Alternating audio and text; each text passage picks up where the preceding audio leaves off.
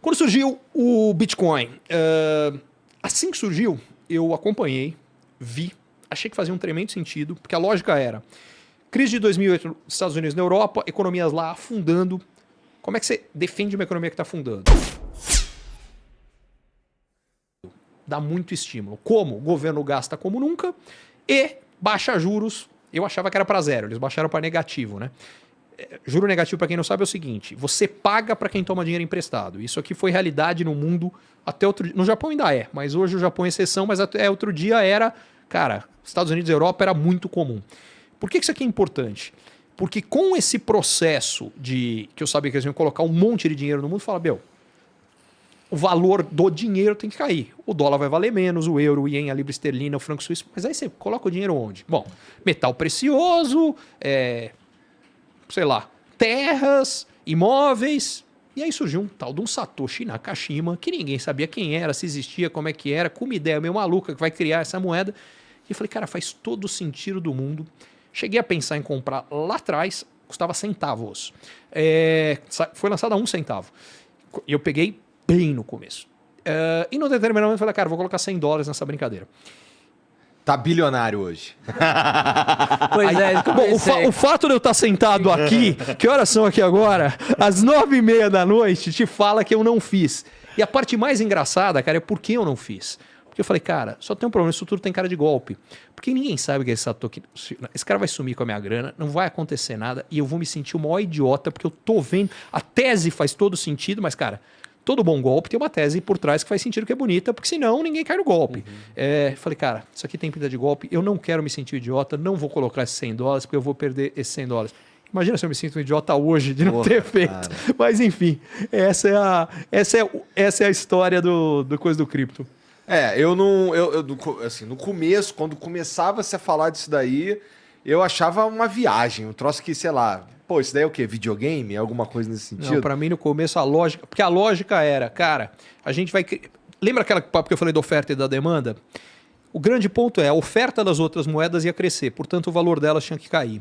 A oferta da criptomoeda, pelas leis de mineração, ela tem uma oferta determinada. Então, se essa não vai crescer, das outras vai, o valor da criptomoeda em relação às outras moedas tem que subir. Então, fazia todo sentido. Desde o começo, para mim, aquele negócio fechava.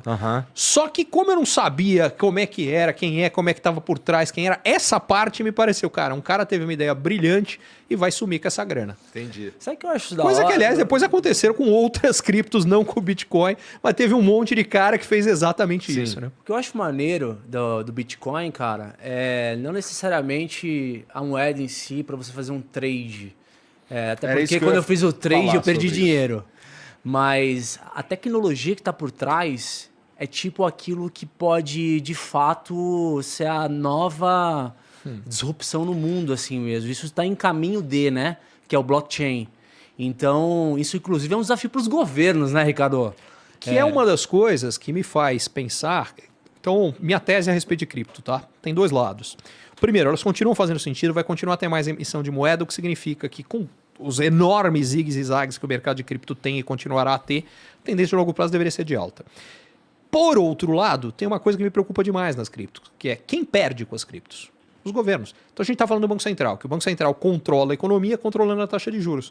Quanto mais gente tiver em cripto, fazendo as coisas em cripto, o Banco Central não controla isso aqui. O que significa que ele acabou de perder a capacidade de controlar a economia quando ele quiser. O que para mim quer dizer o seguinte, gente. Se quem está perdendo o poder são os governos, eles não vão reagir? Eu acho que vão. E vários já reagiram. Já teve reação na Rússia, já teve reação na China. Mas a questão é, enquanto elas são num canto ou no outro, tudo bem.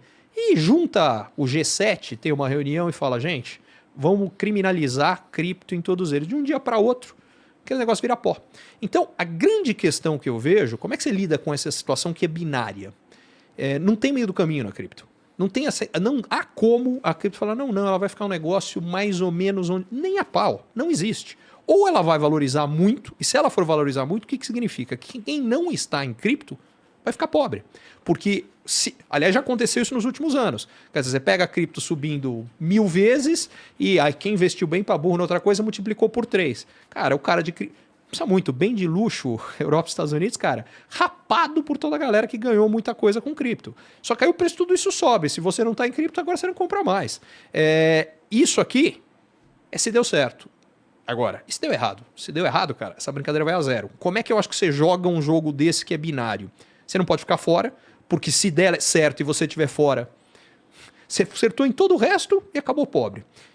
Mas você não pode colocar muito, porque se você colocar muito e isso aqui for a zero, você perdeu. Como é que você faz isso? Como a alta é muito grande, você tem que ter uma parte pequena do teu portfólio que tem que estar lá. Segunda coisa, quando você compra cripto? Essa para mim é a parte fácil da história. Cara, pegar o Bitcoin como exemplo. A cada 3 anos, na média, o Bitcoin tem 12, você vai achar uma queda do Bitcoin entre 80% e 90%. Depois de cada uma delas, entra. O que pode acontecer é que depois de uma dessas seja a queda final com esse negócio de despenca e vai a zero. É o risco que você está correndo. Mas se você for comprando sempre barato assim, a contrapartida é, se esse negócio veio para ficar, e esse é outro ponto, quando a gente fala de cripto como uma classe, eu não acho que dá para jogar todo mundo na mesma classe. É igual empresa.com. Bolha da internet, final dos anos 90, a grande maior parte dessas empresas quebrou, não deu em nada.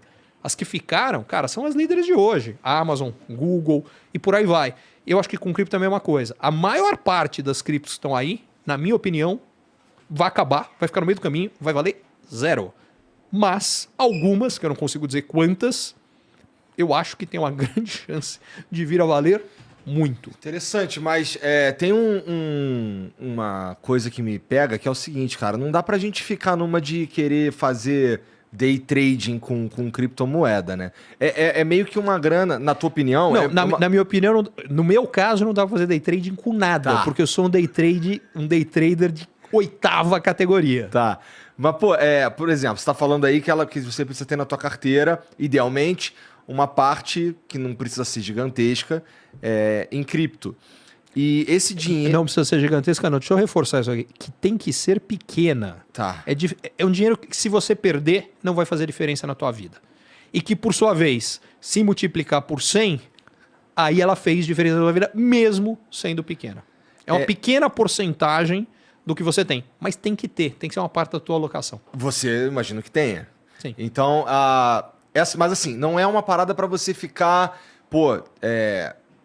jogando com isso. É meio que pensar no longo prazo. A própria criptomoeda é uma grana que você coloca ali para esquecer, de certa forma. Cara, quando a gente está falando de grana, de investimento, em todos os casos, a gente nunca pode falar única e exclusivamente em função de comportamento de mercado. Você tem que falar em função de cada um, da psicologia de cada um, como cada um lida, quando vai precisar do dinheiro, como é que vai ser. Por que eu estou falando isso aqui? Porque o que pode ser um tremendo investimento... Eu sou um cara de longo prazo, eu penso a longuíssimo prazo, eu consigo prever a médio e longo prazo, eu não consigo prever a curto. Então não adianta eu conversar a curto, que eu vou perder dinheiro, não sei fazer. E por outro lado, no longo prazo eu opero muito bem. Isso não é verdade para todo mundo. Segundo, eu aguento muito bem os zigue e zagues no mercado. Eu sei que cripto cai 80%, 90% e tá na minha conta. Que eu vou entrar, isso vai subir, em algum momento vai cair 80%, 90%. E tá tudo bem.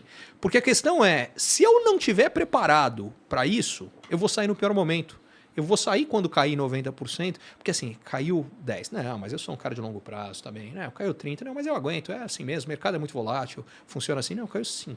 Perdi metade da grana que eu coloquei aqui, cara. Tô começando a ficar desconfortável. Mas eu sou firme, eu vou segurar. Eu lembro, eu falei que eu era de longo prazo, eu vou entrar nessa.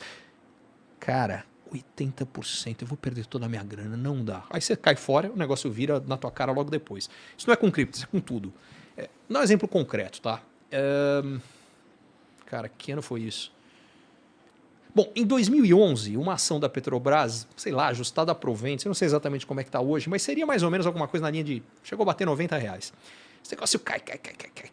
Diga-se de passagem, falando dos efeitos, falei de Dilma e efeitos de energia, em parte teve a ver com isso, tá? Porque ela liberou, ela desconectou o preço da Petrobras do mercado internacional e basicamente quebrou a Petrobras com esse negócio. Pra vocês terem uma ideia, a Petrobras, quando ela tomou posse, ela tinha um valor de mercado de 530 bilhões de reais e, se não me engano, devia 70. Quando ela saiu, ela devia algo como 530 e valia 70. Você está falando do que acabou se tornando o PPI? Bom, entre outras coisas. Isso é o que vem depois, mas enfim. Mas onde aliás, já tinha algo antes muito parecido, ela tira e voltou a algo parecido que é o PPI. Mas onde eu queria chegar com essa história? Nesse meio tempo, nessa queda...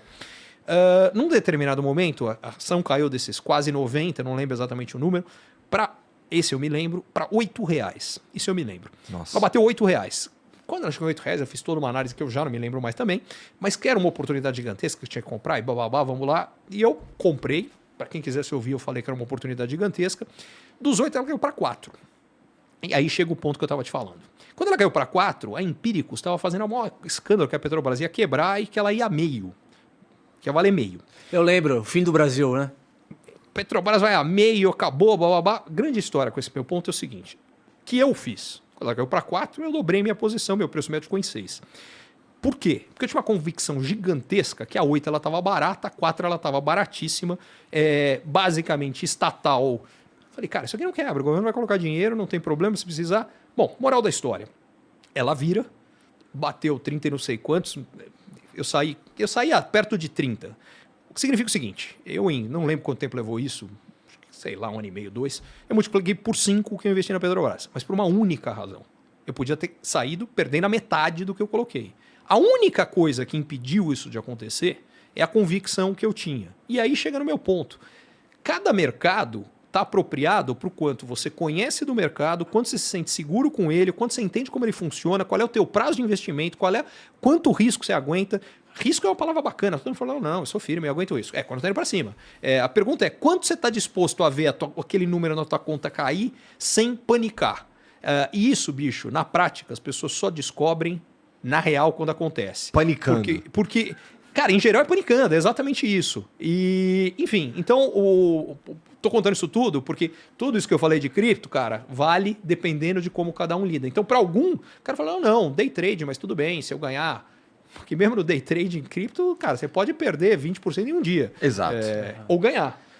E por aí vai. É muito mais volátil que qualquer o normal, outro, né? É isso mesmo. É por isso que a galera coloca pouquinho, entendeu? Porque quando o cérebro vira estômago, mano, o cara simplesmente arrega, tá ligado? cara. E aí ele vende tudo, entendeu? Na linguagem do mercado financeiro, você precisa pensar nela como uma opção. Por isso que eu falei que é colocar pouco. Qual é a lógica de uma opção? É um negócio que tem uma grande chance de ir a zero e, por outro lado, se der certo, você pode ganhar uma grana significativa. É assim que eu olho para